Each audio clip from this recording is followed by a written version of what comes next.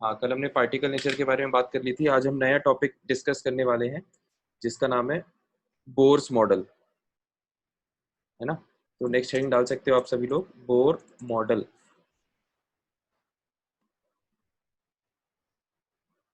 तो बेसिकली हम लोग एक क्रोनोलॉजिकल ऑर्डर में मूव कर रहे हैं।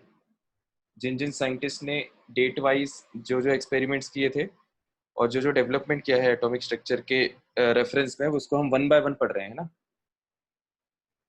संकेत कह रहा है कि सर मेरा कुछ इशू हो रहा है। मैं हाँ हाँ बिल्कुल, जिसका भी जो जो भी टेक्निकल इशू ना, वो आप लोग लीव करके इमीडिएटली और दोबारा एंटर हो सकते हो, ठीक है। उस पॉइंट ऑफ टाइम पे अपने पास वही बेस्ट सोल्यूशन रहता है। तो बोर मॉडल को हम समझते हैं। बोर साइंटिस्ट का नाम आप लोगों ने पहले भी सुना होगा, ठीक है। तो एक सेकेंड, हाँ। तो this model is based on this model is based on quantum theory of light, है ना। क्वांटम थ्योरी ऑफ लाइट से ये रिलेटेड है। और ये कैसे गुड रिलेटेड है इवनिंग ये? सर। हाँ हाँ, गुड इवनिंग भाई, गुड इवनिंग। सर आज क्लास रिकॉर्ड हो रही है। हाँ हाँ, हो रही है ना। सर वो आज मैं एक्चुअली ट्रैवल पे हूँ, तो आज अच्छा, मैं अटेंड नहीं कर पाऊंगा। ठीक है, कोई बात नहीं। सर तो यूट्यूब पे मिल जाएगी कल। यूट्यूब में यार अभी कुछ अपलोडिंग इश्यूज हो रहे हैं, तो वही मैंने बच्चों को बताया भी था अभी जस्ट कुछ 2-3 मिनट पहले कि जैसे ही वो yes sir. Uploading issues sort out होते हैं तो मैं उस टाइम पे अपलोड कर दूंगा। Okay sir. चलो ठीक है। सर तो मैं लीव कर रहा हूँ। हाँ हाँ बिल्कुल बिल्कुल। Thank you sir. हाँ हाँ, वेलकम यार। तो हम आगे बढ़ते हैं, है ना। तो ये जो मॉडल है ये क्वांटम थ्योरी ऑफ लाइट पे बेस्ड है। क्वांटम थ्योरी ऑफ लाइट पे कैसे बेस्ड है ये अभी हम जब पूरा मॉडल पढ़ लेंगे तो हमें समझ में आ जाएगा। तो इसमें बोर मॉडल में जो पहली सब हेडिंग है वो है अजम्पशंस, है ना। पहले हम देखते हैं कि बोर ने क्या क्या अजम्पशंस अज्यूम किए थे अपने मॉडल को डिजाइन करने के लिए, ठीक है। तो इसमें कुछ कुछ अजम्पशंस हमको लिखना है। जैसे पहला अजम्पशन है those orbits are allowed those orbits are allowed where, है ना, केवल वो ऑर्बिट्स अलाउड होंगे जहां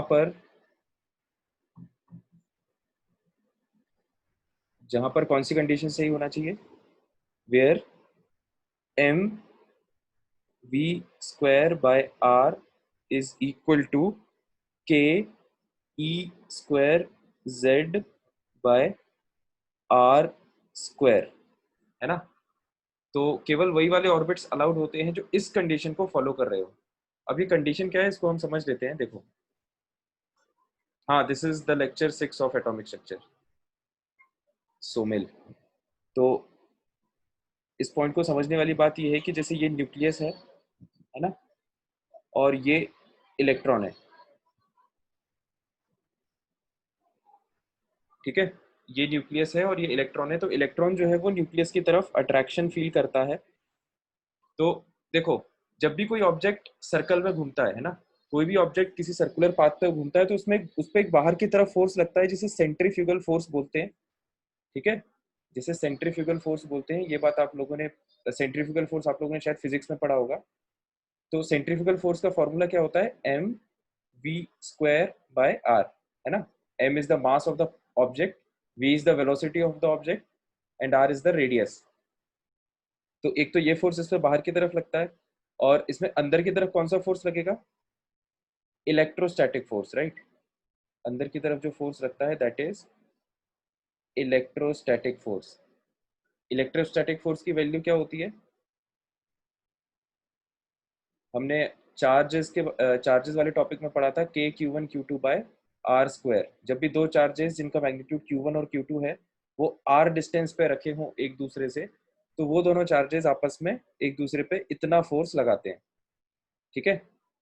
तो अब यहाँ पर जो Q है वो अपने लिए इलेक्ट्रॉन है ना। दो चार्ज पार्टिकल्स हैं, एक तो इलेक्ट्रॉन है और दूसरा न्यूक्लियस। ठीक है, तो ये हमने पहले भी डिस्कशन किया है कि इलेक्ट्रॉन के चार्ज को हम ई मानते हैं, मतलब ई मानते क्या है, ई होता है, और न्यूक्लियस पे चार्ज कितना होता है, Z इंटू ई। ठीक है, तो ये देखो, ये सॉल्व के क्या हो जाएगा, K Z E square by are square, है ना, K Z E square by are square. तो अब बात यहाँ पर यह है कि क्योंकि इलेक्ट्रॉन जो है वो सर्कल में घूमता रहता है, इसका मतलब वो ना तो इस तरफ अट्रैक्टेड है ना ही इस तरफ अट्रैक्टेड है। इसका मतलब इस डायरेक्शन के अलोंग जो नेट फोर्स है वो क्या होगा, जीरो, है ना। मतलब electrostatic force which is this one should be equal to centrifugal force which is this one. तो केवल वो ऑर्बिट्स अलाउड होते हैं जहां पर इलेक्ट्रॉन की ये कंडीशन फॉलो हो पाती है। ठीक है, तो बोर मॉडल का मेन यूज जो था वो डिफरेंट वैल्यूज को कैलकुलेट करने के लिए था। जैसे nth ऑर्बिट, अगर कोई इलेक्ट्रॉन nth ऑर्बिट में रिवॉल्व कर रहा है तो उस ऑर्बिट का रेडियस क्या होगा, है ना। इलेक्ट्रॉन किस वेलोसिटी से रिवॉल्व कर रहा है, वो वेलोसिटी का कैलकुलेशन, एनर्जी का कैलकुलेशन।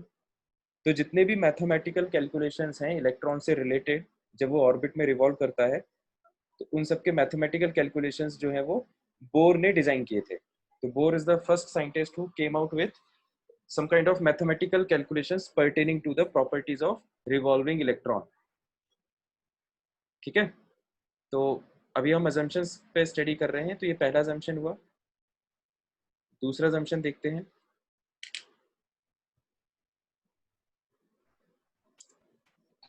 सर पहले वाले में डाउट है। हाँ बताओ। सर इसके अलावा और भी ऑर्बिट्स होते हैं क्या जो अपन लोग पढ़ते हैं, मतलब जैसे इन लोगों को कंसिडर किया जाता है बस, जो मतलब ये वो जितने भी इलेक्ट्रोस्टैटिक फोर्स। बोर के हिसाब हाँ से यस जितने सर। भी ऑर्बिट्स पॉसिबल हैं वो सब, उन सब में ये वाला रूल फॉलो होगा। इसके अलावा भी और हो सकते हैं इसके अलावा और बोर के ऑर्बिट्स? हिसाब से नहीं हो सकते, है ना। वैसे तो अभी हम आगे जाके पढ़ेंगे तो हम ये देखेंगे कि ऑर्बिट का कॉन्सेप्ट ही गलत है। इलेक्ट्रॉन जो है वो एक पाथ में नहीं होता है ना। इलेक्ट्रॉन एक रीजन में होता है, एक इलाके में होता है इलेक्ट्रॉन। ठीक है, तो यस सर। ये जितने भी हैं ये सब मतलब इम्प्रूवमेंट्स होते जा रहे हैं। एटम के जो स्ट्रक्चर है उसमें इम्प्रूवमेंट होता जा रहा है। हर साइंटिस्ट सर ने ये अपने अपने पॉइंट्स प्रपोज किए हैं। तो कौन सा, किसने सही किया है किसने गलत किया है वो कहना बहुत मुश्किल है, क्योंकि उसमें ऐसा रहता है कि जैसे अभी आज की तारीख में कोई नया साइंटिस्ट अगर कुछ नया रिसर्च करके कुछ नया मॉडल प्रपोज कर दे, तो उससे पहले वाले जो साइंटिस्ट ने प्रपोज किया था उसका प्रपोजल गलत हो जाएगा या पार्शियली इनकरेक्ट हो जाएगा। बात समझ में आई चंद्रभान? ये जो फर्स्ट वाला assumption है ये मतलब करेक्ट है ये?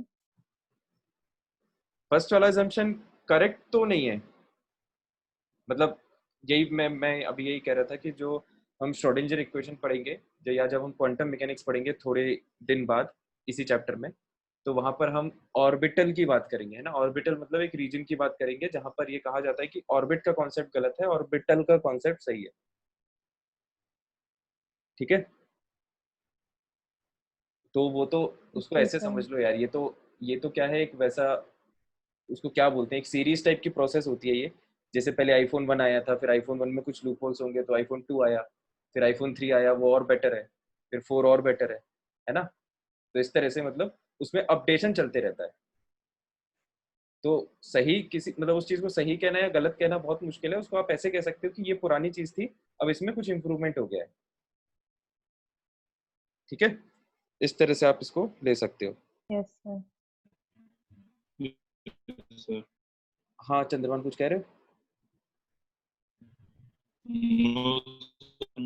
कुछ नहीं। हाँ ठीक है, तो देखो अब सेकंड अजम्पशन हम देखते हैं। Angular momentum in these orbit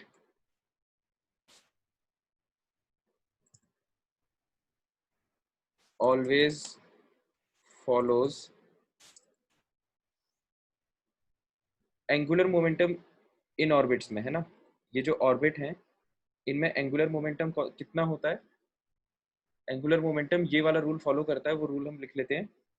किसी भी इलेक्ट्रॉन का एंगुलर मोमेंटम होता है mvr, mvr, है ना। This is what, this is the angular momentum. ये भी आप फिजिक्स में पढ़ोगे, है ना, सर्कुलर मोशन चैप्टर में आप ये पढ़ोगे कि किसी कोई पार्टिकल जब v वेलोसिटी से r रेडियस के सर्कल में घूम रहा है तो उसका एंगुलर मोमेंटम mvr होता है। तो एक्सपेरिमेंटली ऐसा कहा गया कि एंगुलर मोमेंटम किसी भी इलेक्ट्रॉन का वो इस रूल को फॉलो करेगा। किस रूल को? This will be an integral multiple of h upon 2 पाई। ठीक है, जहां सर पर एंगुलर मोमेंटम क्या होता है? जैसे लीनियर मोमेंटम होता है ना, जैसे लीनियर मोमेंटम क्या होता है, m इंटू वी, है ना। मतलब बेसिकली एक टर्म है ये, तो मास और वेलोसिटी का जो प्रोडक्ट है उसको मोमेंटम डिफाइन कर दिया गया है। ठीक है, मतलब डेफिनेशन है ये। तो mass into velocity into radius yes अगर सर। मल्टीप्लाई कर दें तो वो एंगुलर मोमेंटम हो जाएगा। ठीक है, तो हम ये बात कह रहे थे कि एंगुलर मोमेंटम किसी भी इलेक्ट्रॉन का that should be an integral multiple of h by 2 pi. h एक कांस्टेंट वैल्यू है, 2 पाई एक कांस्टेंट वैल्यू है, तो ये जो ब्रैकेट में लिखा है ये कांस्टेंट वैल्यू है। तो कहने का मतलब ये कि केवल वो ऑर्बिट्स अलाउड होते हैं जिसमें ये रूल तो फॉलो हो ही, साथ में जिसमें इलेक्ट्रॉन का एंगुलर मोमेंटम इस कांस्टेंट वैल्यू का एक मल्टीपल हो, है ना। n बिलोंग्स टू, इसको आप वैसे तो जनरली इंटीजर कहा जाता है ना, लैंग्वेज वाइज इसको ऐसे ही लिखा जाता है, integral multiple of h by 2 pi. लेकिन वैसे एक्चुअल में n जो है वो क्या होता है, एक होल नंबर, है ना। तो आप दोनों लिख सकते हो, इंटीग्रल लिखना सही है क्योंकि लैंग्वेज में इस तरह से लिखा जाता है, बाकी एक्चुअल में वो होल नंबर होता है। ठीक है, तो सर ये सब अजम्पशंस अपन को ध्यान में रखना है, मतलब इसमें कुछ बहुत ज्यादा ऐसा लॉजिक अपन को नहीं लगाना। हाँ बोलो। सर यहाँ पे एच का मतलब क्या होता है? Planck's constant.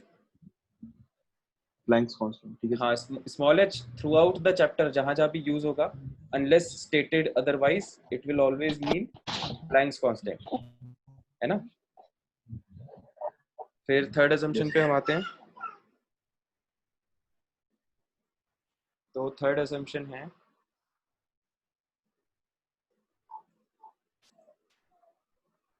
तो थर्ड अजम्पशन को पहले समझ लेते हैं हम डायग्रामेटिकली। तो जैसे जैसे कोई न्यूक्लियस है, बोर ने ये तो कहा ही था कि वो एक सर्कुलर पाथ में रिवॉल्व करता है इलेक्ट्रॉन, है ना। लेकिन क्योंकि इससे पहले पार्टिकल नेचर की, सॉरी वेव नेचर की भी बात होती है ना, तो वेव और पार्टिकल नेचर को फिर यहाँ पर वो कर दिया गया, ओवरलैप कर दिया गया। तो ओवरलैप कैसे कर दिया गया? ऐसा कहा गया था कि जो इलेक्ट्रॉन है वो इस तरह से ट्रैवल करता है एक वेव के फॉर्म में। ये एक वेव कंप्लीट हो गई, ठीक है।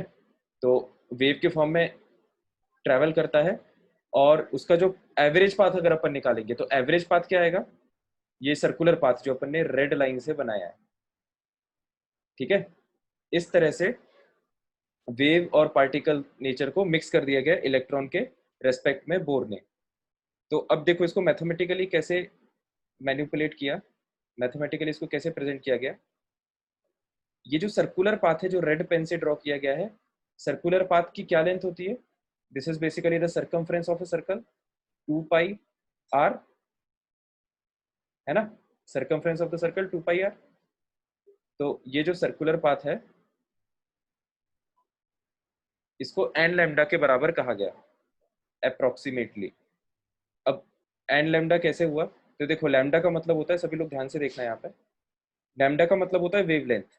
मतलब एक वेव जब यहाँ से स्टार्ट हुई और फिर ये यहाँ पर इस पॉइंट पे आके खत्म हो गई, है ना। तो this is one wavelength, one crest and one trough.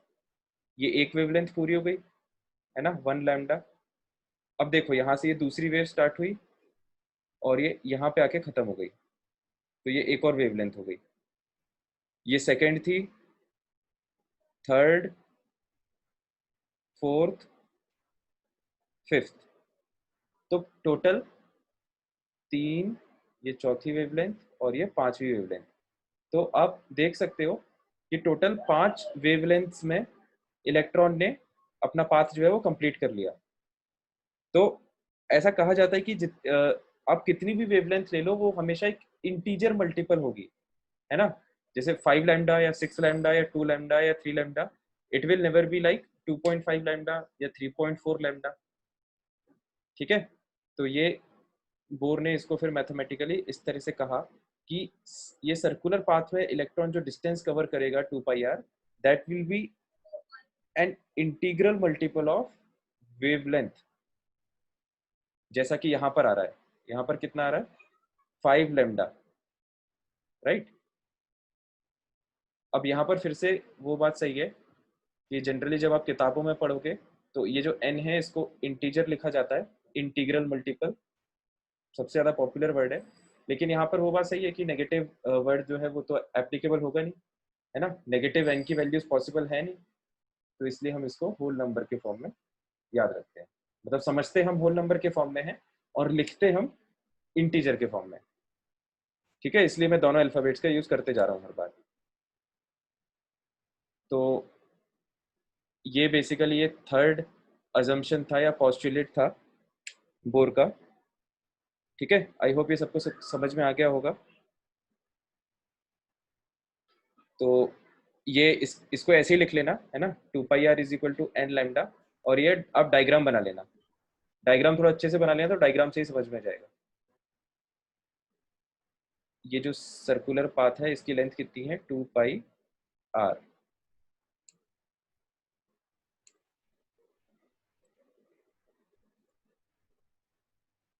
ठीक है, फिर हम अब इसमें चौथा असम्पशन देखते हैं।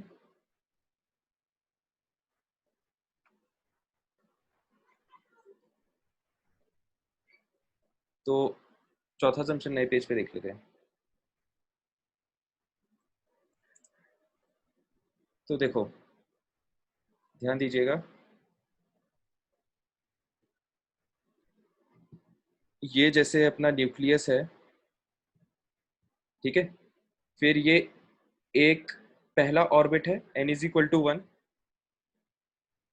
है ना। और ये दूसरा ऑर्बिट है n इज इक्वल टू 2,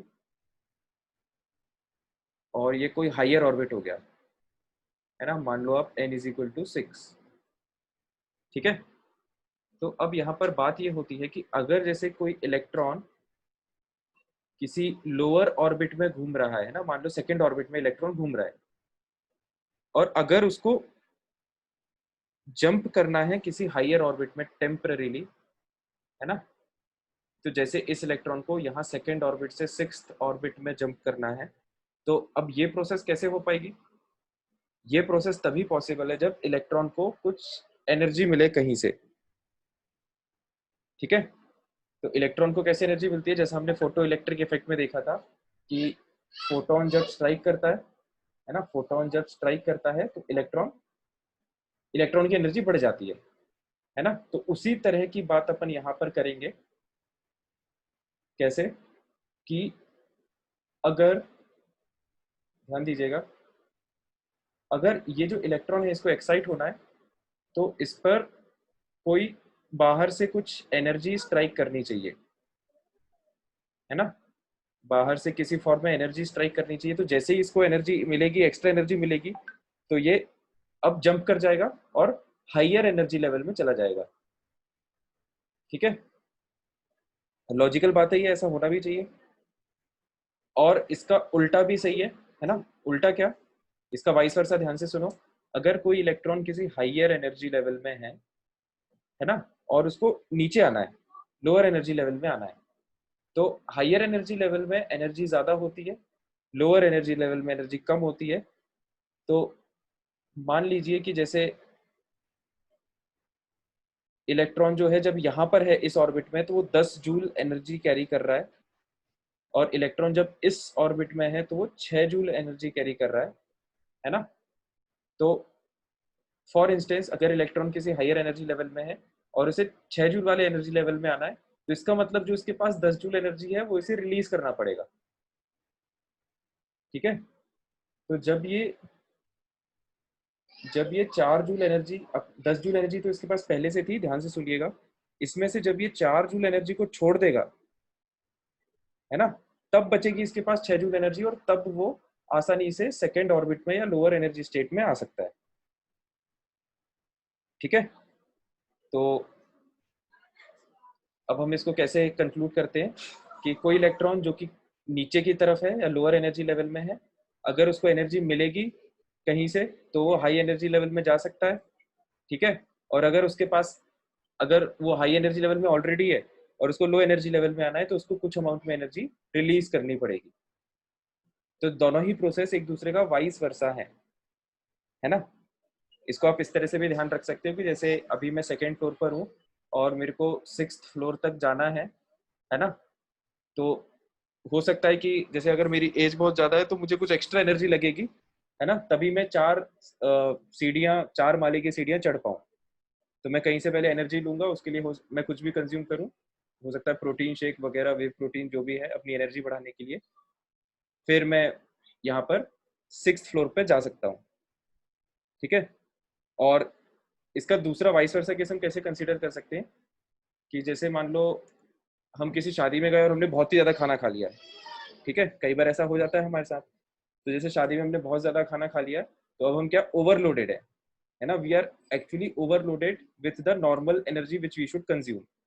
तो अब वो जो एक्स्ट्रा एनर्जी है उसको फिर हम कैसे रिलीज करते हैं, हम कुछ फिजिकल वर्कआउट करते हैं, बाहर टहलना वगैरह, जॉगिंग करना, है ना, खाने के बाद थोड़ा सा वॉक करना।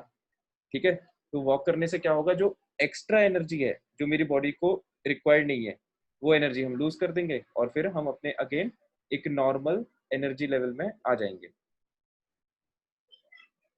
तो क्या ये एनर्जी का कॉन्सेप्ट सबको समझ में आ गया? किसी को कोई भी डाउट हो तो पूछ लो।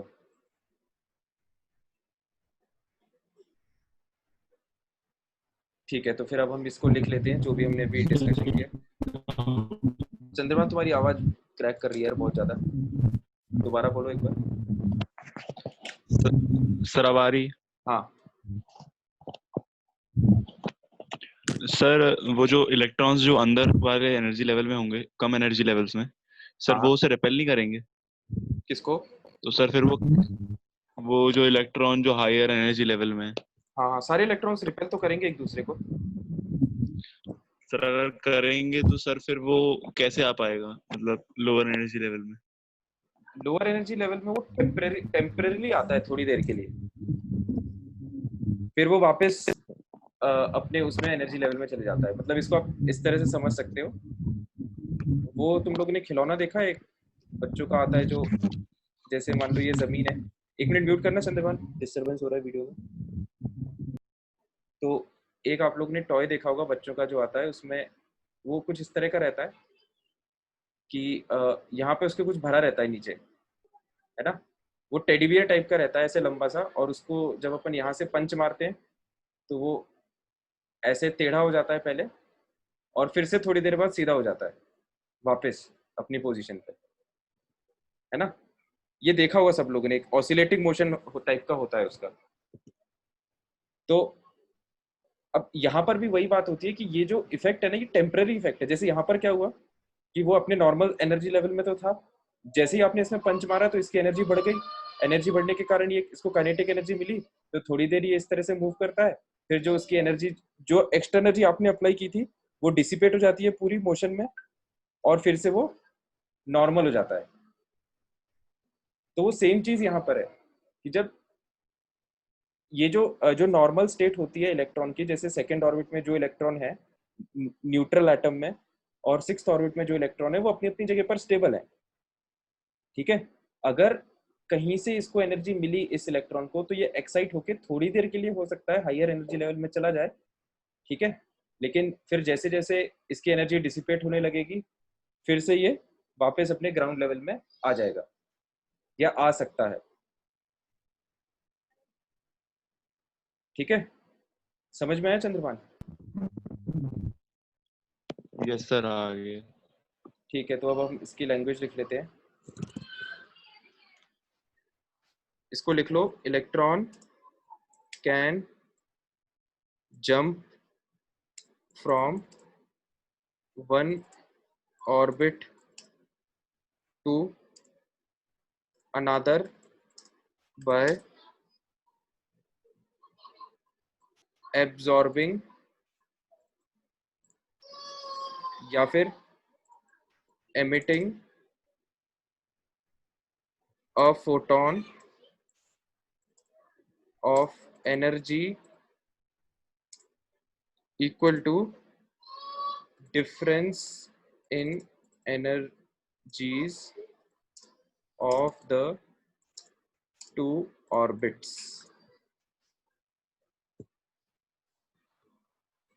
तो जो लैंग्वेज हमने लिखी है अब इसको भी समझ लेते हैं एक बार। लैंग्वेज ये कहना चाह रही है कि electron can jump from one orbit to another, electron एक ऑर्बिट से दूसरे ऑर्बिट में भी जंप कर सकता है। कैसे? बाय एब्जॉर्बिंग, देखो दोनों वर्ड्स का यूज हो रहा है, एब्जॉर्बिंग अ फोटोन और एमिटिंग अ फोटोन, है ना। एक ऑर्बिट से दूसरे ऑर्बिट में मूवमेंट पॉसिबल है अगर वो फोटोन को एब्जॉर्ब कर रहा है तो वो लो एनर्जी से हाई एनर्जी में जाएगा, अगर वो फोटोन को एमिट कर रहा है तो वो हाई एनर्जी से लो एनर्जी में आएगा। ठीक है, मतलब ये वाला जो पिंक वाली जो लाइन है वो इस वाले ट्रांजिशन को दिखा रही है, ये हाई से लो, है ना। तो और electron can jump from one orbit to another by absorbing emitting a photon of energy. ये जो फोटोन है एब्जॉर्ब होने वाला या एमिट होने वाला, इसकी एनर्जी कितनी होगी? That will be equal to the difference in energies of the two orbits, है ना। ऐसा होना भी चाहिए लॉजिकली। तो इसको अब हम मैथमेटिकली लिख लेते हैं। तो देखो ये जो फोटोन है, फोटोन की एनर्जी क्या होती है? फोटोन की एनर्जी होती है एच म्यू या एच सी बाय लैम्डा। तो ये जो एच सी बाय लैम्डा है ये किसकी एनर्जी होगी? एब्जॉर्ब होने वाले फोटोन की या एमिट होने वाले फोटोन की।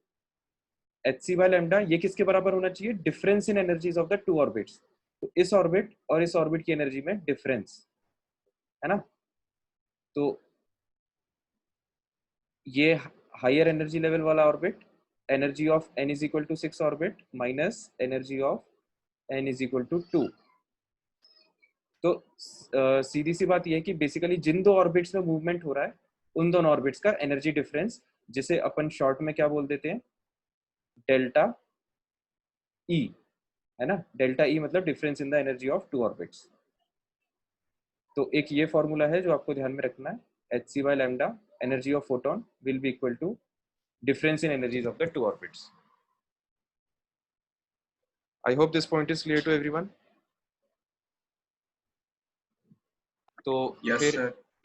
इस फॉर्मूले से आप कुछ भी कैलकुलेट कर सकते हो ना। क्वेश्चन कुछ भी पूछा जा सकता है कि जब इलेक्ट्रॉन का मूवमेंट हुआ एक ऑर्बिट से दूसरी ऑर्बिट में, तो जो फोटोन एब्जॉर्ब हुआ है या एमिट हुआ है उसकी क्या वेवलेंथ है या उसकी क्या फ्रीक्वेंसी है, right. Such type of questions can be framed. तो ठीक है, ये कुछ कुछ अजम्पशंस थे, है ना, जो बोर ने कंसीडर किए थे अपने मॉडल डेवलप करने के लिए। अब हम आते हैं इनके मैथमेटिकल फॉर्म्स पे, है ना, डेरिवेशंस पे। तो नेक्स्ट सब हेडिंग डाल लो आप, mathematical forms of bourse postulates और वी कैन से assumptions, है ना। बोर के पोस्टुलेट या जो अजम्पशन है उनके अब हम मैथमेटिकल फॉर्म्स देखते हैं। तो ये इंपॉर्टेंट टॉपिक है ना, इसके रिजल्ट्स अपन को याद रखना है। तो इसमें पहली इसमें हेडिंग है कैलकुलेशन ऑफ रेडियस, है ना। कैलकुलेशन ऑफ रेडियस, रेडियस को कैलकुलेट करने का फॉर्मूला बोर ने दिया था। अब वो दिया कैसे था उसको हम देखने वाले हैं यहाँ पर। तो देखो सबसे पहले जो हमने बात की थी कि कोई न्यूक्लियस के अराउंड कोई इलेक्ट्रॉन किसी ऑर्बिट में रिवॉल्व कर रहा है ना, v वेलोसिटी से, तो जो पहला फॉर्मूला है वो ये है M we square by r is equal to k Z E square by are square, है ना। ये हमने यहाँ से लिया है पहले अजम्पशन से, ठीक है, यहाँ से हमने पहले अजम्पशन से लिया है, ठीक है। तो आप इसको लिख भी सकते हो यहाँ पर ब्रैकेट में, फर्स्ट अजम्पशन, है ना, फर्स्ट अजम्पशन, ठीक है। तो ये सब डेरिवेशंस ध्यान से देख लो, ये स्कूल में आ सकता है, स्कूल एग्जाम्स में डिराइव करने के लिए। तो अब देखो इसमें मैनिपुलेशंस कैसे होता है। ये v स्क्वायर को आप एक तरफ रखो, है ना, v स्क्वायर को एक तरफ रखो और बाकी m बाय आर को दूसरी तरफ भेज दो। तो ये इक्वेशन इस तरह से चेंज हो जाएगी, K Z E square by M R, ठीक है। तो ये बन गई अपनी पहली इक्वेशन, है ना। तो ये हमारे पास v स्क्वायर की वैल्यू आ गई। अब हमने बोर का एक और पोस्टुलेट देखा था, M V R is equal to N H by two pi, second assumption, ठीक है। तो उसको लिख लेते हैं हम, M V R is equal to N H by two pi, this is what, this is second assumption,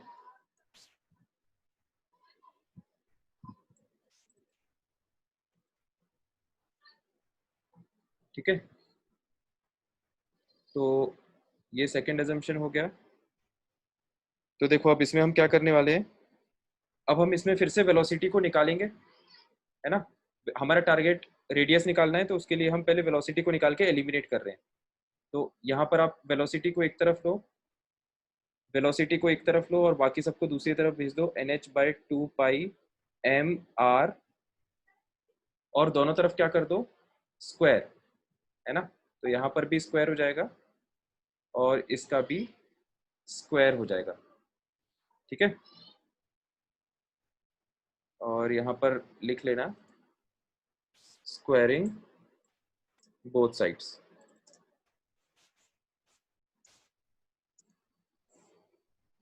ठीक है।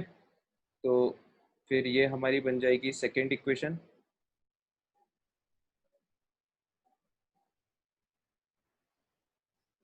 तो अब हमें क्या करना है, हमें वन और टू को इक्वेट करना है, ठीक है।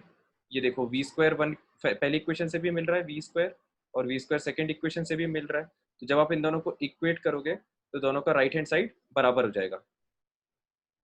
तो अब हम यहाँ पर अगले पेज पे लिख लेते हैं कि 1 इक्वल टू 2, है ना। दोनों इक्वेशन को अपन ने इक्वेट कर दिया, तो उससे क्या जनरेट हुआ, दोनों का राइट हैंड साइड सेम हो गया, K Z E square by M R will be equal to N square H square by 4 pi square M square R square, ठीक है। अब इसको सॉल्व करने के बाद, ऑन सॉल्विंग, देखो इसको सॉल्व करने के बाद क्या मिलता है, सॉल्व हमको करना कैसे है, हमें रेडियस निकालना है ना, हमारा टारगेट है रेडियस निकालना। तो हम रेडियस को एक तरफ लेंगे, है ना, रेडियस को हम एक तरफ लेंगे और बाकी सबको हम दूसरी तरफ भेज देंगे। ये एक रेडियस यहाँ से कैंसिल हो जाएगा पावर, तो रेडियस को हम एक तरफ रखेंगे और बाकी जितने भी वेरिएबल्स हैं उनको हम दूसरी तरफ भेज देंगे। तो हमारी इक्वेशन चेंज होकर ये हो जाएगी, ये हो जाएगी 4 पाई स्क्वायर एम के जेड ई स्क्वायर, ठीक है। तो अब देखो यहाँ पर ये हमने इस इक्वेशन को मैनिपुलेट करके ऐसे लिख दिया है। अब यहाँ पर देखो कांस्टेंट क्या क्या है, n तो एक वेरिएबल है, क्योंकि n क्या होता है, ऑर्बिट नंबर, तो n can be a variable.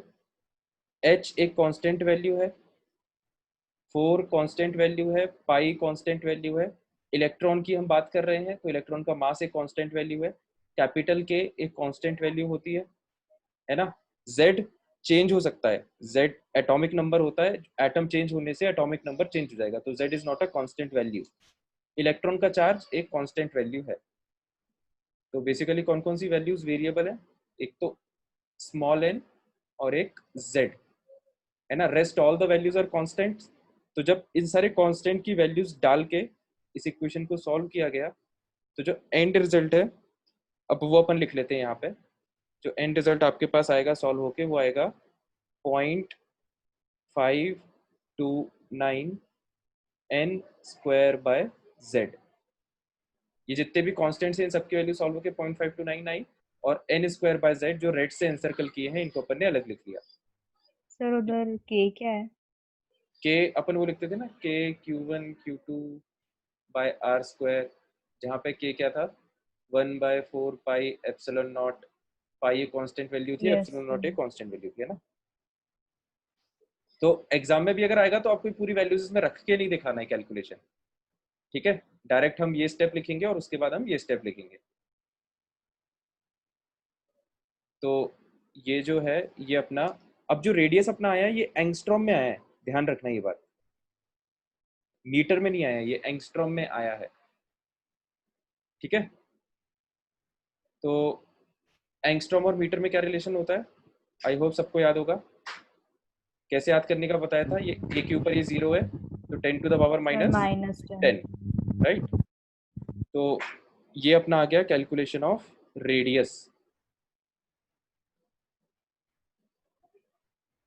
z is equal to 1 पर क्या होता है आदित्य?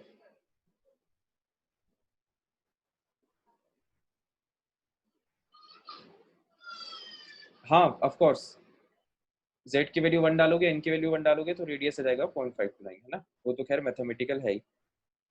तो अल्टीमेट रिजल्ट जो आपको ध्यान में रखना है, जो इम्पोर्टेंट है, कि रेडियस nth ऑर्बिट का उसका फॉर्मूला होता है 0.529 n square by z in angstrom. Unit बहुत इंपॉर्टेंट है ना, फॉर्मूला हमेशा यूनिट के साथ ध्यान में रखा करो, ठीक है। तो एक बार डेरिवेशन दोबारा देख लो। डेरिवेशन कैसे स्टार्ट हुआ है, अल्टीमेट टारगेट अपन को ध्यान में रखना है, हमारा टारगेट क्या है, रेडियस निकालना, ठीक है। तो इसलिए हमने वेलोसिटी को एलिमिनेट किया है ना। वेलोसिटी को अपन ने दो तरीके से लिखा, एक तो इस इक्वेशन से और एक इस इक्वेशन से, है ना। अपन ने वेलोसिटी को दो तरीके से लिखा और वेलोसिटी को बराबर कर दिया, तो उससे वेलोसिटी एलिमिनेट हो जाएगी, तो जो अपनी इक्वेशन है वो रेडियस में बन जाएगी, ठीक है। बस उसके बाद तो बस इधर उधर भेजना है और वैल्यूज डाल देना है ना। सिंपल डेरिवेशन है, बहुत ज्यादा टफ नहीं है। अब यहाँ पर अपन को एक ये बात ध्यान में रखनी है कि बोर्स रेडियस किसे हम कहते हैं, तो वो एक अलग पॉइंट है जिसको आप लिख लेना। इसमें जब for n is equal to 1 and z is equal to 1, है ना, पहला ऑर्बिट किसका, हाइड्रोजन एटम का, उसके लिए Rn की वैल्यू क्या हो जाएगी 0.529, Rn नहीं सॉरी R1, है ना। n इज इक्वल टू 1 अपन ने ले लिया, तो R1, तो R1 की वैल्यू कितनी हो जाएगी 0.529। ये जो वैल्यू है ना 0.529 एंगस्ट्रॉम, इसे बोर्स रेडियस भी कहा जाता है। ये इंपॉर्टेंट है ना, कई जगह इस तरह से बोल दिया जाता है कि this value is 25 times bore radius, तो इसका मतलब आपको बोर रेडियस की वैल्यू पता होनी चाहिए, तब जाके आप क्वेश्चन आगे सॉल्व कर पाओगे, है ना। तो ये बोर्स रेडियस इंपॉर्टेंट है, ठीक है। तो ये एक ये पॉइंट नोट कर लो। फिर क्वेश्चन लिखा जाए, अब फॉर्मूला तो एक ही है ना। क्वेश्चन है calculate radius ratio, calculate radius ratio for second orbit of He plus ion and third orbit of Be plus 3 ion. इनके रेडियस का रेशियो आप लोगों को कैलकुलेट करके बताना है। सब लोग चैट में आंसर बताएं।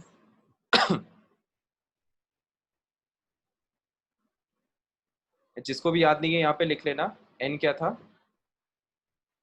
एन था ऑर्बिट नंबर, है ना। N was orbit number and Z was what? Atomic number. अगर किसी को याद नहीं हो तो वो लिख सकता है।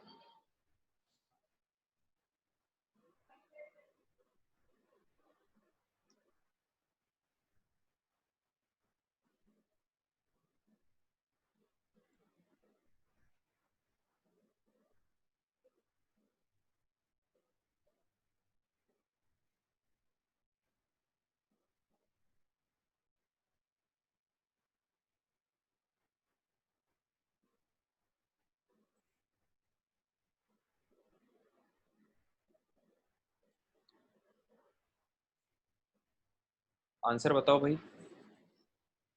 रेशियो बताना है, मतलब आपको न्यूमरेटर अपॉन डिनोमिनेटर के फॉर्म में बताना है आंसर।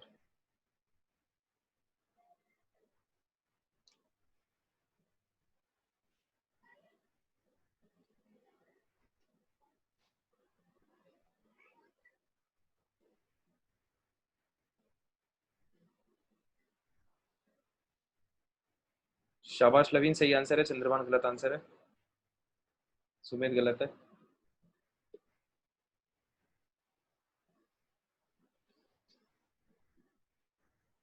तो देखो सिंपल क्वेश्चन है, radius ratio for second orbit of He plus. तो सेकेंड ऑर्बिट के लिए R2 जो हो जाएगा वो हो जाएगा क्या? 0.529 सेकेंड ऑर्बिट का स्क्वायर, मतलब n स्क्वायर बाय z। तो सेकेंड ऑर्बिट किसका है? हीलियम का। तो हीलियम के लिए z क्या होगा? हाँ ही मतलब 2 n स्क्वायर बाय z। ठीक है। और थर्ड ऑर्बिट ऑफ बेरिलियम। तो बेरिलियम के थर्ड ऑर्बिट के लिए R3 की वैल्यू क्या हो जाएगी? 0.529 थर्ड ऑर्बिट का स्क्वायर बाय, शाबाश पाकी, थर्ड ऑर्बिट का स्क्वायर बाय जेड कितना है? हीली भी मतलब 4। आदित्य गलत है। तो बस इसका अपन को रेशियो निकालना है। तो R2 बाई R3 कर दो। तो ये जब डिवाइड करोगे तो 0.529 तो कैंसिल हो जाएगा। ये कितना आ जाएगा अपना? 4/2 मतलब 2। और ये कितना आ जाएगा? 9/4। तो ये सॉल्व होके अपना आ जाएगा 8/9, है ना। तो ये 8/9 अपना आंसर हो जाएगा।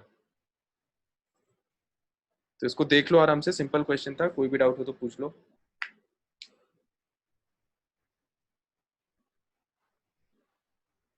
ठीक है, तो फिर हम अगले अगले टॉपिक पर आते हैं। तो बोर के मैथमेटिकल फॉर्म्स में, है ना, अभी अपन ने देखा कि रेडियस का कैलकुलेशन कैसे किया जाता है। अब सेकंड हम देखेंगे वेलोसिटी का कैलकुलेशन कैसे किया जाता है ना। Calculation of velocity.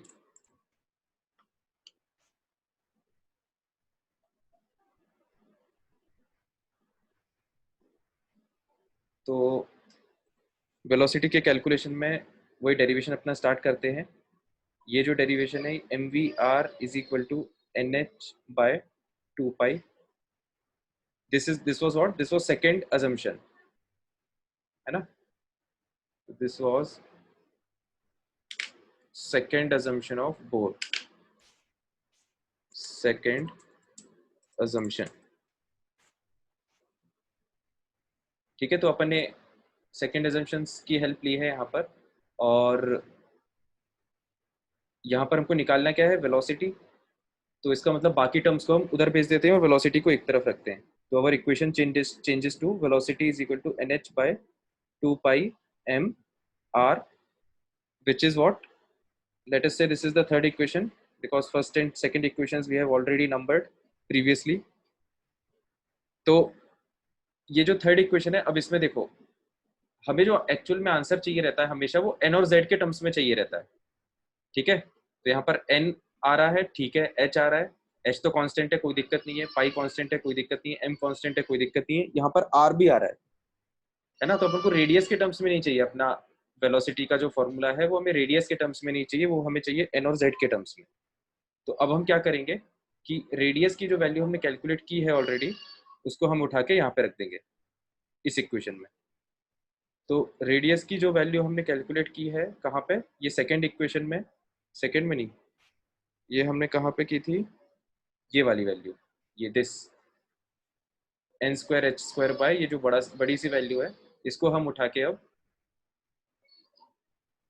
यहाँ पे रख देंगे इसकी जगह पे। ठीक है, तो इसको हम लिख लेते हैं,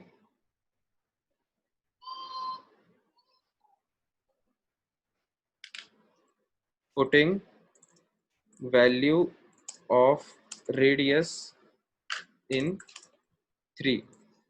थर्ड इक्वेशन। ठीक है, तो इससे क्या होगा, इससे हमारी वेलोसिटी आ जाएगी।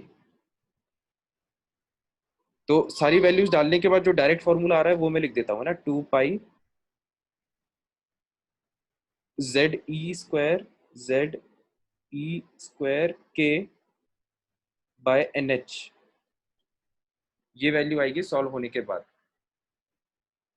ठीक है, वैल्यू यहाँ पे कौन सी डालना है, इसमें ये वाली वैल्यू डालना है। इसको भी अपन मेंशन कर देते हैं यार, 1 मिनट रुको। ये इक्वेशन 2 थी, तो इक्वेशन 3 अपन ऑलरेडी नंबर कर चुके हैं, तो इसको अपन इक्वेशन 2.5 बोल देते हैं, है ना। This is equation 2.5। ठीक है, तो पुटिंग वैल्यू ऑफ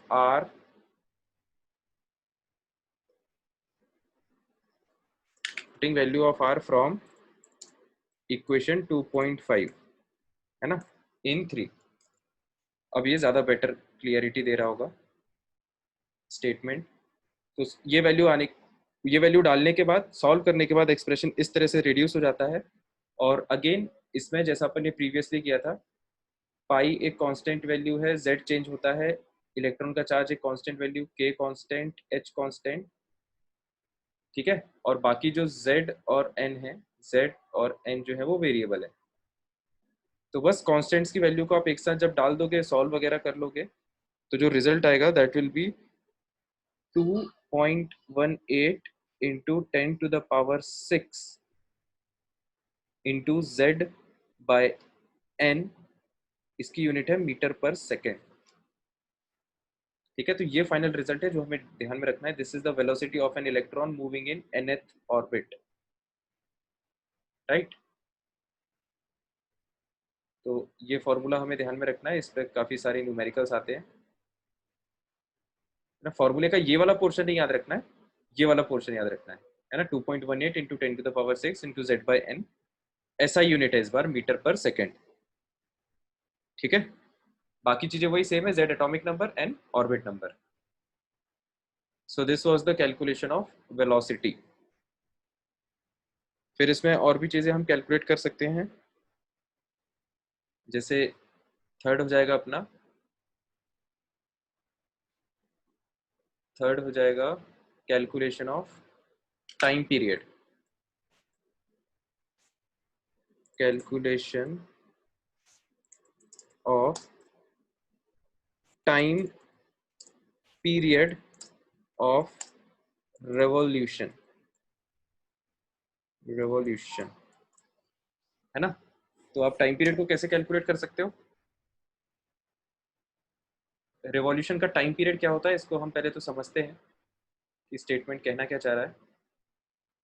तो जैसे कि एक न्यूक्लियस में जब इलेक्ट्रॉन रिवॉल्व करता है ना, तो टाइम पीरियड का मतलब ये होता है कि कितने टाइम में इसने एक रेवोल्यूशन कंप्लीट किया, है ना। जैसे मान लो इलेक्ट्रॉन ने यहाँ से चलना चालू किया, तो वो इस तरह से पूरा सर्कल कंप्लीट करेगा, तो वापस ये अपने स्टार्टिंग पॉइंट में कितने टाइम पे पहुंचता है, right, that will be what, time period. तो टाइम पीरियड का फॉर्मूला क्या होगा, टाइम पीरियड को रिप्रेजेंट कैसे किया जाता है, कैपिटल टी से। और टाइम का बेसिक फॉर्मूला क्या होता है, डिस्टेंस अपॉन स्पीड। तो डिस्टेंस कितना हो जाएगा, distance will be 2 pi R, है ना। सर्कल का सरकमफ्रेंस 2 पाई आर, और स्पीड, अब आप जिस भी ऑर्बिट में टाइम पीरियड की बात कर रहे हो, उस ऑर्बिट का radius of nth orbit and velocity of electron in nth orbit. ठीक है, तो टाइम पीरियड को हम इस तरह से कैलकुलेट करते हैं।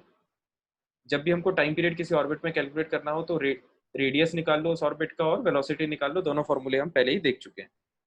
तो डायरेक्ट वैल्यूज आप यहाँ पे डालो, उससे टाइम पीरियड निकल जाएगा।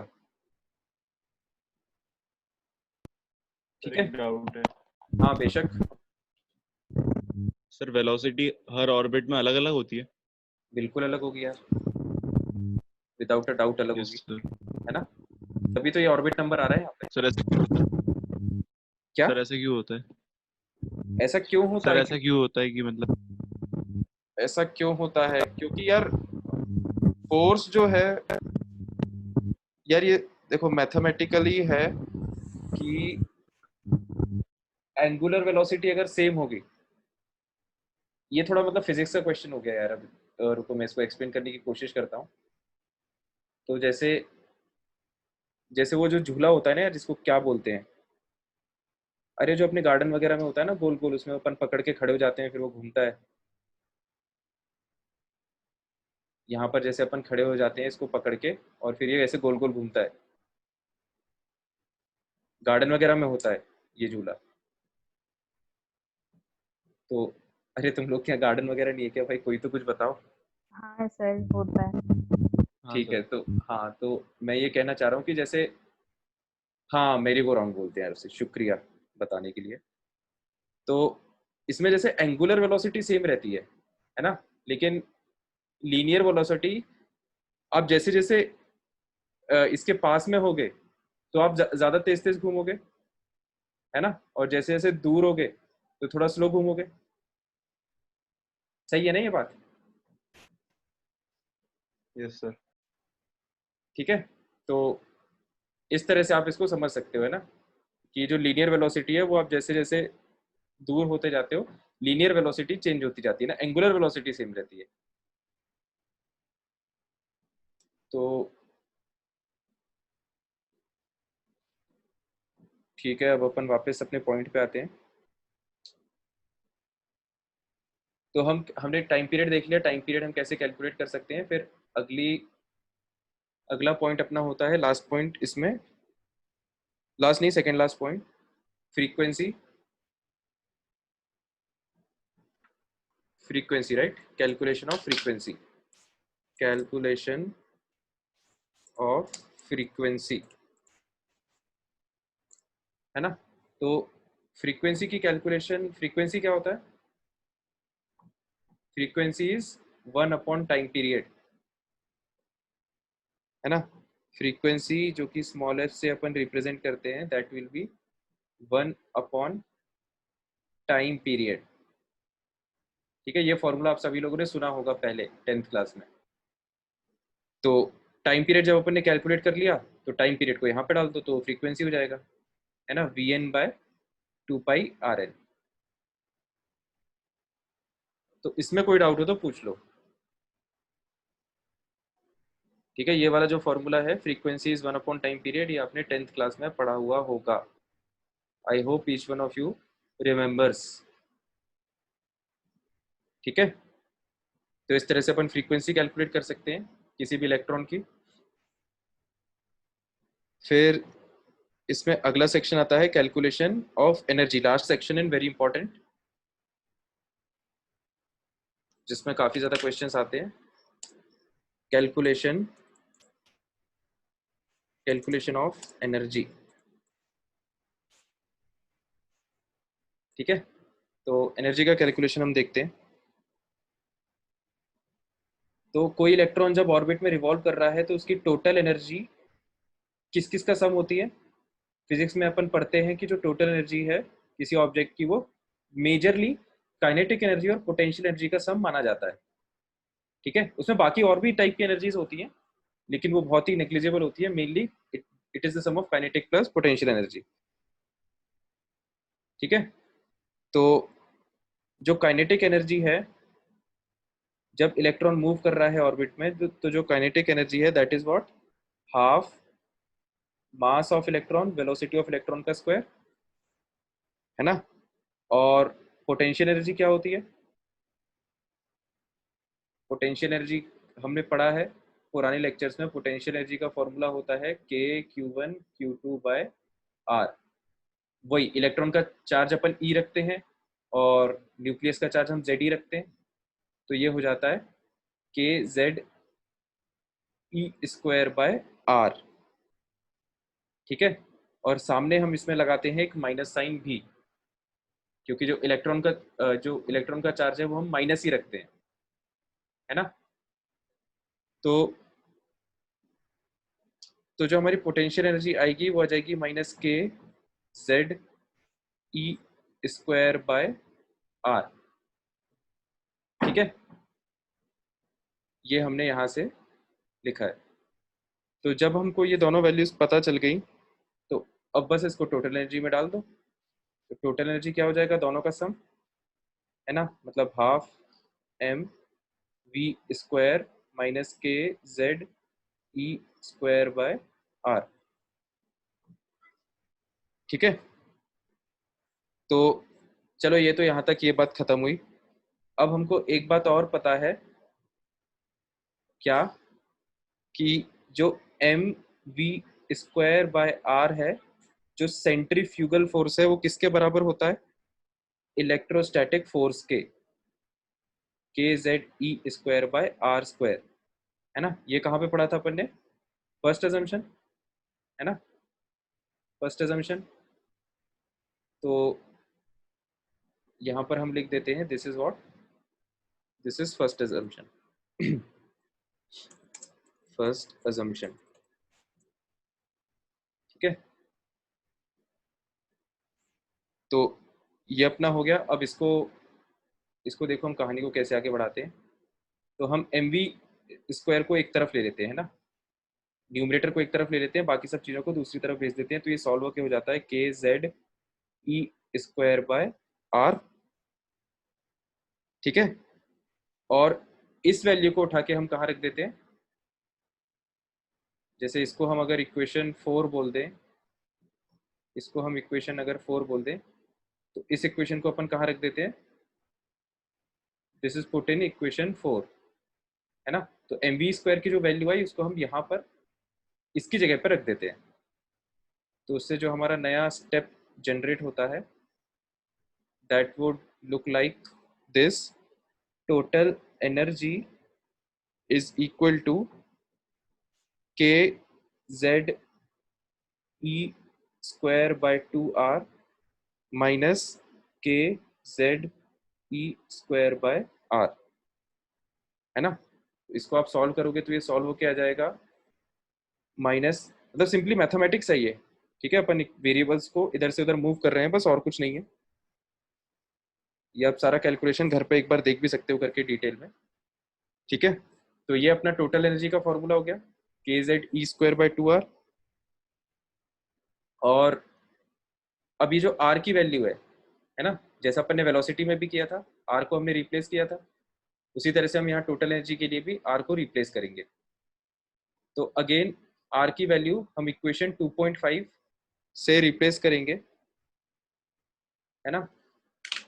तो पुट R फ्रॉम इक्वेशन 2.5, ठीक है।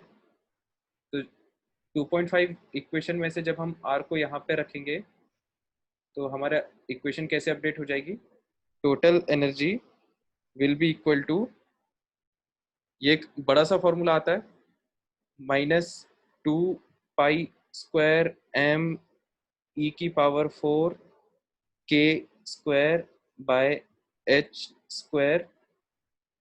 Z²/n²,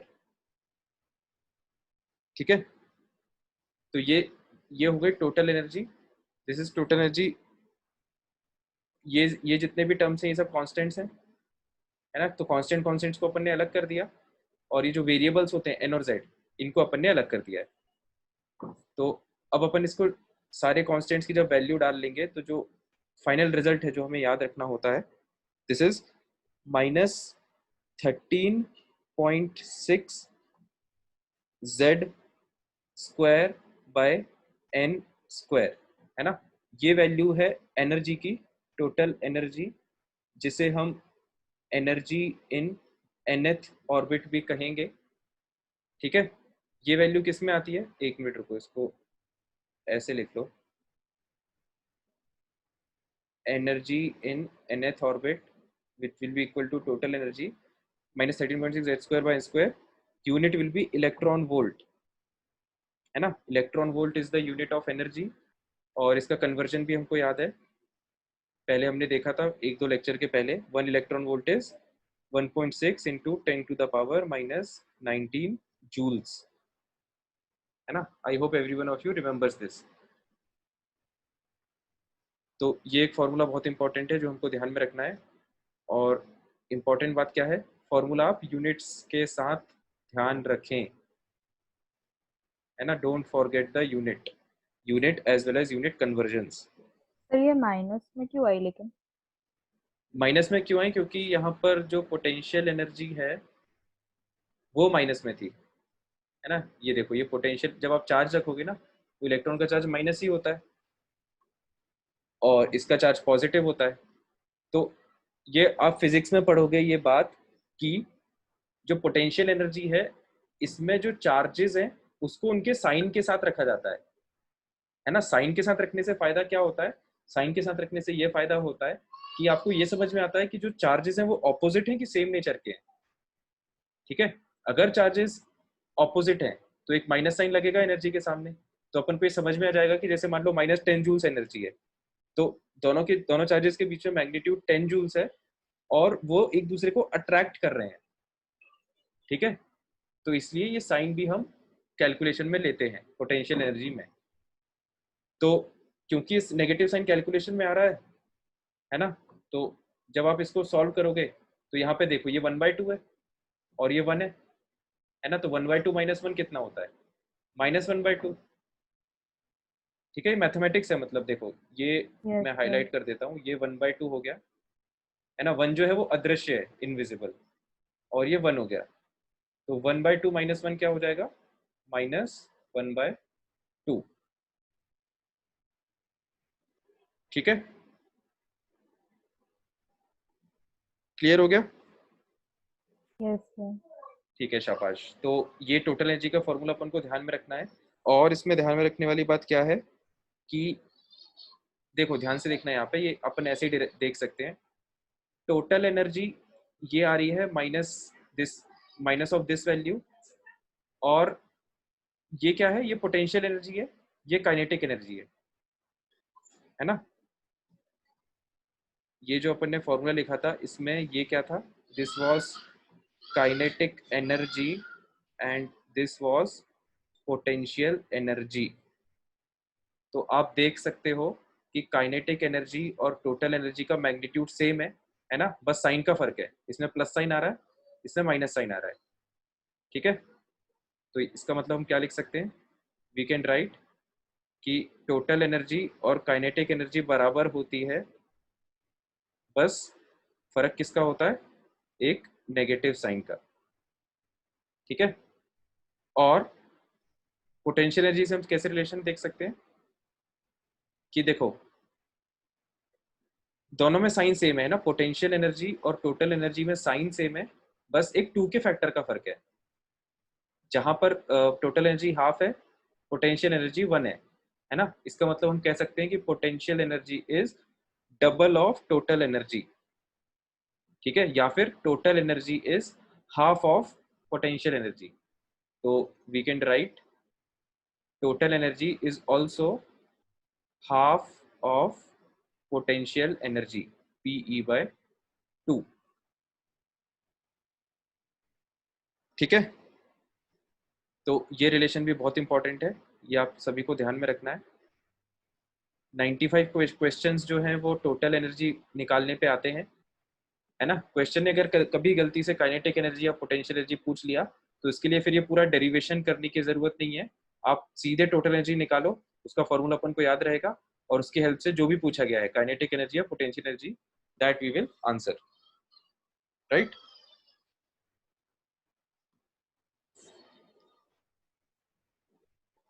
ठीक है, तो बस अब इसमें एक इम्पॉर्टेंट पॉइंट लिख लेते हैं, जो लास्ट पॉइंट बच रहा है लिखने के लिए, नोट। इसमें लिख लो नोट। नोट में हम वही बात लिखने वाले हैं जो अभी हमने पोटेंशियल एनर्जी के रिगार्डिंग डिस्कस किया था, कि देखो पोटेंशियल एनर्जी अपना आ रहा है नेगेटिव, है ना, पोटेंशियल एनर्जी के सामने एक माइनस साइन है, तो जो पोटेंशियल एनर्जी हमारा आ रहा है that is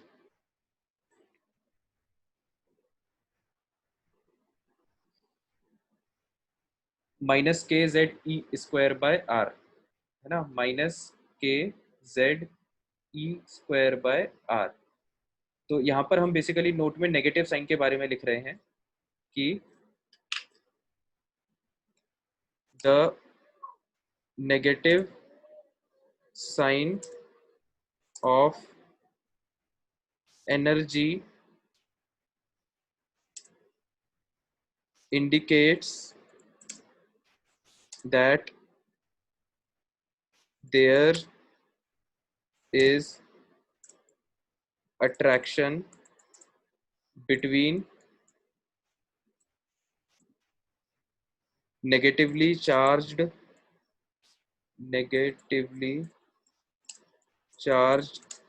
electron and positively charged nucleus. ठीक है, पोटेंशियल एनर्जी में जो नेगेटिव साइन आ रहा है, या जो टोटल एनर्जी में भी जो नेगेटिव साइन आएगा, है ना, टोटल एनर्जी भी आप लिखोगे उसमें भी नेगेटिव साइन आएगा, minus K Z E square by 2r। तो the negative sign of energy जो है वो ये बताती है अपन को। ठीक है, समझ में आ गया ये वाला point.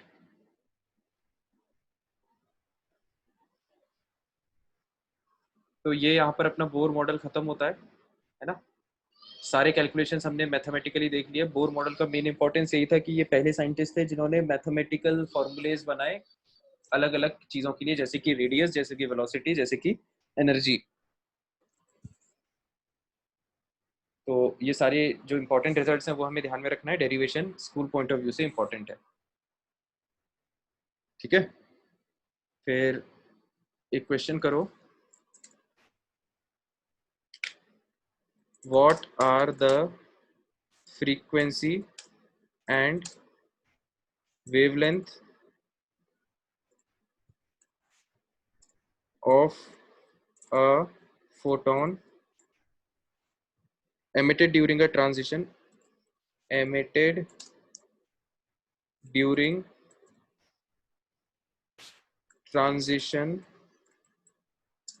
from n is equal to 5 to n is equal to 2 in hydrogen atom।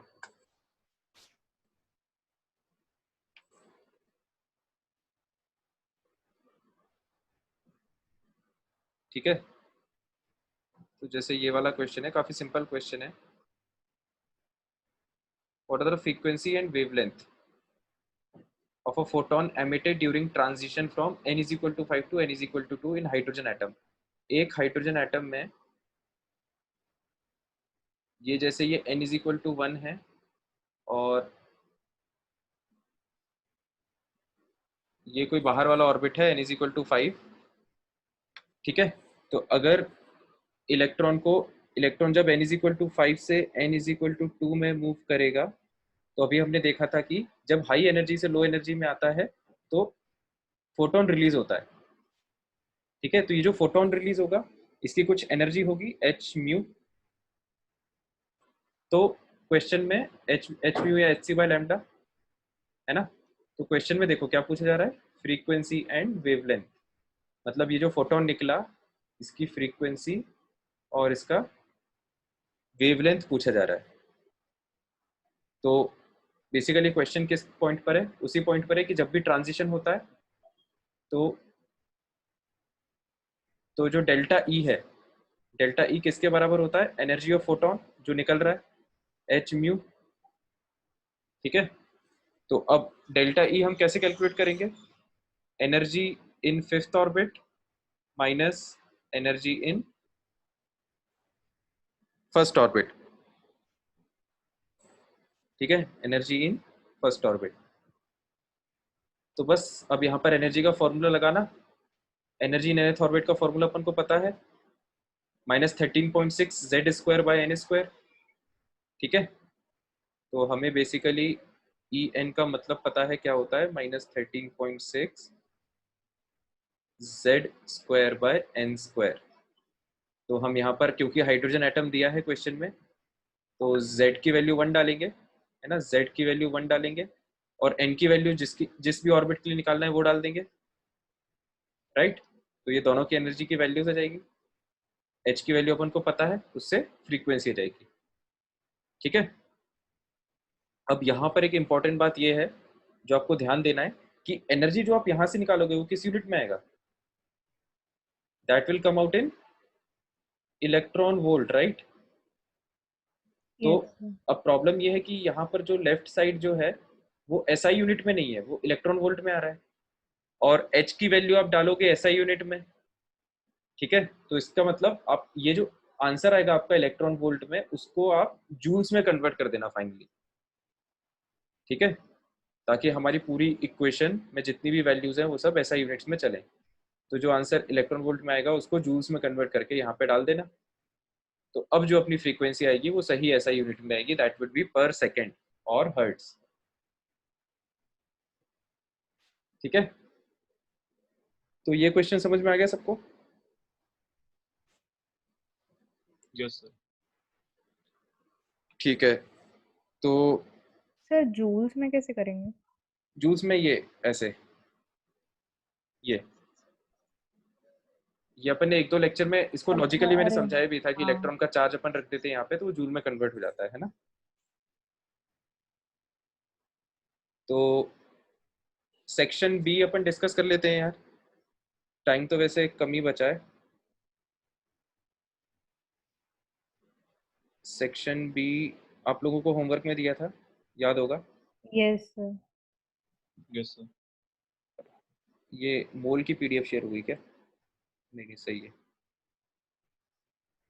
हाँ, तो सेक्शन बी में एटलीस्ट अपन सब्जेक्टिव वाला डिस्कस कर लेते हैं, ऑब्जेक्टिव भले ही बाद में समझ लेंगे।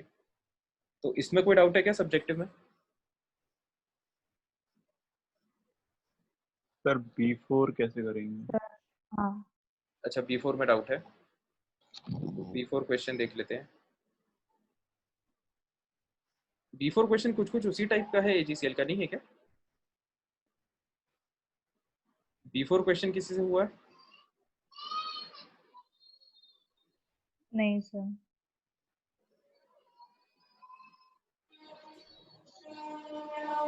ये यहाँ पे क्या लिखा हुआ है? One quantum is absorb, one quantum के पहले क्या लिखा है? अच्छा कुछ नहीं लिखा है, ठीक है। तो एक सेकेंड,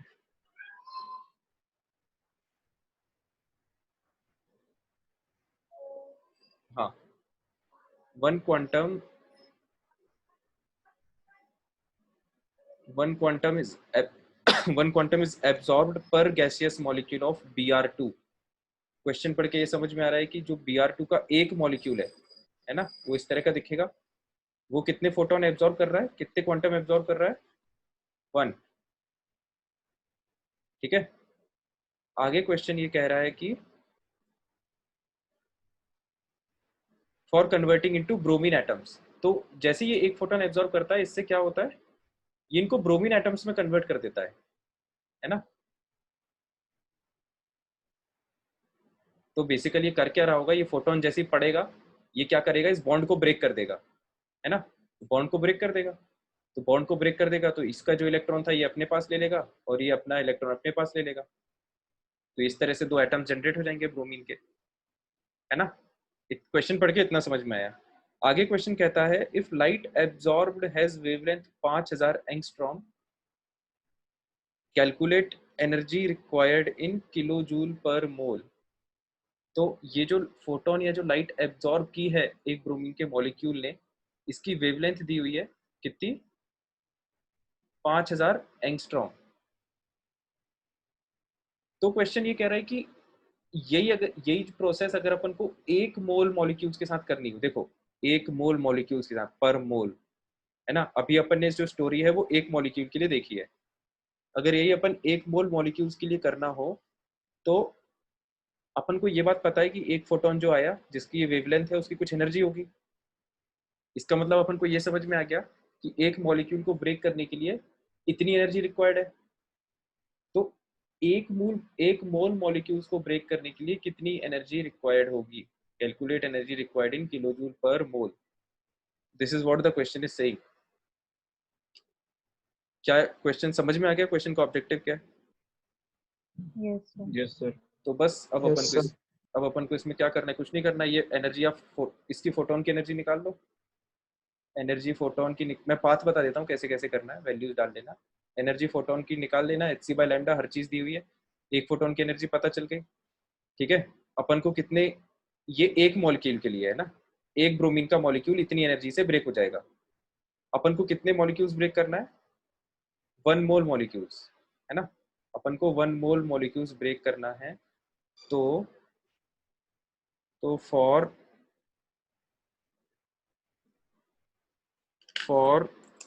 1 मोल Br2 मॉलिक्यूल्स, है ना, 1 मोल Br2 मॉलिक्यूल्स की कितनी एनर्जी रिक्वायर्ड है, ये पूछ रहा है क्वेश्चन, है ना, वो भी किस यूनिट में, किलो जूल में। ठीक है, this is what the question is asking actually. So